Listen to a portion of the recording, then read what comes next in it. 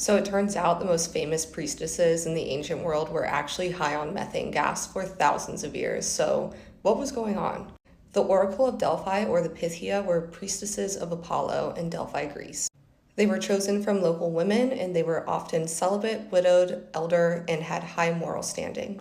Originally, she only served oracles once a year, but due to popularity and the fact that Apollo left for the warmer months, they ended up doing them 9 times a year.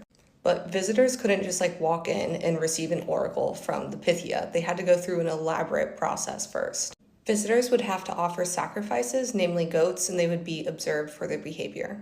Then the Pythia would bathe in the Castalian spring to purify herself and chew on bay leaves, which were sacred to the god Apollo. And if this wasn't already crazy enough, she would go to a chasm beneath the temple of Apollo and sit on a tripod where gas would rise up from the earth. It was then said that they fell into a trance-like state where they would just mumble nonsensical things, and they were believed to be the word of Apollo himself.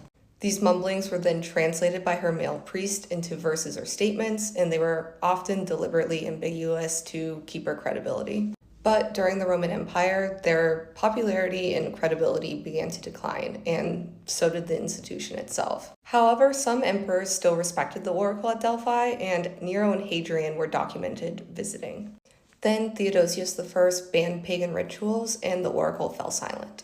By the 4th century CE, the oracle of Delphi, which was once the voice of the gods, was a bygone relic. But nowadays, we have a very scientifically sound explanation for what was going on at the Temple of Apollo. In the 1990s, a geological team investigated the site, and what they found was truly fascinating. The Temple of Apollo in Delphi actually sits on 2 fault lines, the Delphi Fault and the Kurna Fault. These faults allowed gases from deep within the earth to rise up to the surface. And at this site, they found the presence of methane gas and ethylene gas. At low concentrations, this gas can cause feelings of euphoria, lightheadedness, floating sensations, and mild hallucinations. At slightly higher concentrations, this can lead to trance states, hallucinations, and unconsciousness without being fatal. And we actually have historical texts to back this up.